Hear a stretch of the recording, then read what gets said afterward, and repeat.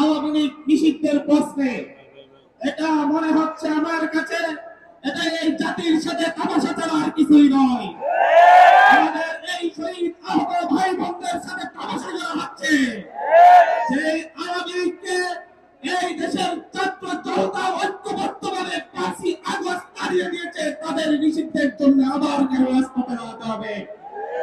যে আওয়ামী লীগকে তাড়ানোর জন্য শহীদ আবু সাইদ ওয়াসিম মুক্তার মতো হাজারো জন জীবন দিয়েছে, কেন সেই আওয়ামী লীগ নিষিদ্ধের জন্য আবার রাজপথে দাঁড়াতে হবে?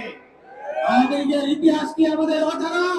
আওয়ামী লীগের ইতিহাস কি দেশের মানুষের অজানা? সেই ৭১ পরবর্তী সময় থেকে শেখ মুজিব গণহত্যা চালিয়েছিল রক্ষী বাহিনী দিয়ে। শেখ মুজিব এদেশের মানুষের জন্য দিয়ে এসেছিল অভিশাপ। অর্থনীতিকে ধ্বংস করে দিয়ে এদেশের খাদ্য সম্পদ বিদেশে পাচার করে এদেশের দুর্ভিক্ষ এনে দিয়েছিল। দুর্ভিক্ষে এদেশের লক্ষ লক্ষ মানুষ নিহত হয়েছিল। দুর্ভিক্ষে মানুষ না খেয়ে শহীদ হয়েছিল। দুর্ভিক্ষের পরবর্তী সময়ে এদেশের চিনাই বিক্ষিপ্তী জনতা শেখ মুজিবকে উৎখাত করেছিল। যদিও সেটা নির্মম হত্যাকাণ্ড করেছিল, আমরা তার নিন্দা জানিয়েছি। কিন্তু পরবর্তীতে শেখ হাসিনা ৯৬-তে এসে তার পাপের অপকর্মের জন্য ক্ষমা চেয়ে মাথায় হিজাব পরে পট্টি পরে এদেশের মানুষের কাছে ভোট চেয়েছিল। এদেশের মানুষ সরল মনে শেখ হাসিনাকে আরেকবার বিশ্বাস করেছিল। কিন্তু শেখ হাসিনা ৯৬-তে ক্ষমতায় এসেই ভারতের দাবেদারি শুরু করেছিল। ক্ষমতায় এসেই তখন আল্লামা আজিজুল হক সহ আলেম ওলামাদের বিরুদ্ধে অবস্থান নিয়েছিল। এদেশের দেশপ্রেমীদের বিরুদ্ধে অবস্থান নিয়েছিল। পরবর্তীতে এদেশের মানুষ তাকে জবাব দিয়েছিল ২০০১ সালের নির্বাচনে। তখন বুঝতে পেরেছিল আর আওয়ামী লীগ কিংবা ভারতের সেই দাবেদার গোষ্ঠীর ক্ষমতায় আসা সম্ভব না।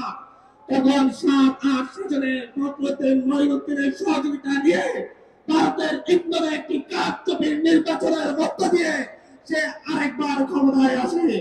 তারপরে ইতিহাস অজানা। এদেশের আলেম ওলামাকে রাজনৈতিক কারণে হত্যা করেছিল, ফাঁসি দিয়েছিল। ২০১৩ সালের ৫ই মে হত্যাকাণ্ড ঘটিয়েছিল। ২০১৩ সালের ২৮শে ফেব্রুয়ারি শুধুমাত্র একজন আলমের মুক্তির লড়াইয়ে মানুষকে নির্বিচারে হত্যা করেছিল। এদেশের মানুষকে গুম করেছিল। ইলিয়াস আলীর মতো নেতাকে গুম করেছে। এদেশের মানুষকে গুম করে হত্যা করে নির্যাতন করে ১৪, ১৮, ২৪-এর নির্বাচন করেছে। তার পরবর্তীতে এই মধ্য সময়ে এদেশের হাজারো ছাত্র জনতা নিহত হয়েছে শেখ হাসিনার অত্যাচারে। ঘর থেকে তুলে নিয়ে গুম করে ফেলা হয়েছিল, সকালে তুলে নিয়ে যাওয়া হয়েছে, পরের দিন পরে লাশ পাওয়া গিয়েছিল। এই আওয়ামী লীগকে আপনারা রাজনৈতিক দল হিসেবে কিভাবে বিবেচনা করেন? আপনাদের কাছে আমার প্রশ্ন।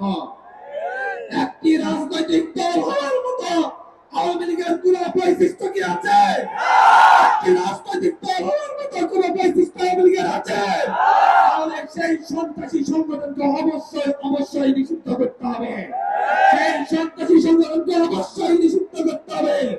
মাননীয় প্রধান উপদেষ্টা, আপনি বলছেন আওয়ামী লীগ তার কার্যক্রম পরিচালনা করবে কিনা সেই সিদ্ধান্ত নাকি আওয়ামী লীগ নেবে। আপনাকে বলে দিতে চাই, আপনাকে সাবধান করে বলতে চাই, আওয়ামী লীগ বাংলাদেশে রাজনীতি করবে কিনা সেই সিদ্ধান্ত আপনি ওরা কোন রাজনৈতিক দল নেবে না। সেই সিদ্ধান্ত নেবে শহীদ পরিবার, সেই সিদ্ধান্ত নেবে আহত পরিবার। আপনাকে অনুরোধ করছি, প্রতি শহীদ পরিবারের কাছে যান, একে একে প্রতিটি শহীদ পরিবারকে জিজ্ঞাসা করুন তারা আওয়ামী লীগকে চায় কিনা। যদি শহীদ পরিবার চাই আওয়ামী লীগ থাকবে না, চাইলে আওয়ামী লীগকে নিষিদ্ধ করতে হবে, করতে হবে, করতে হবে।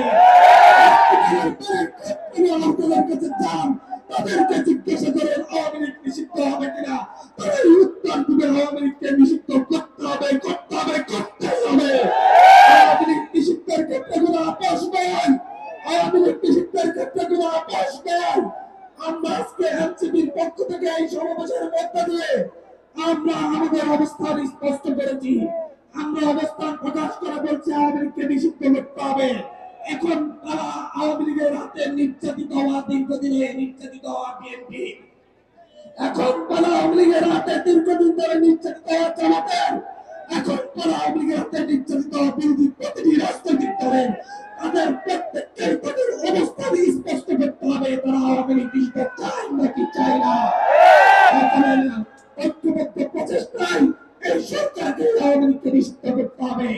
ইনকিলাব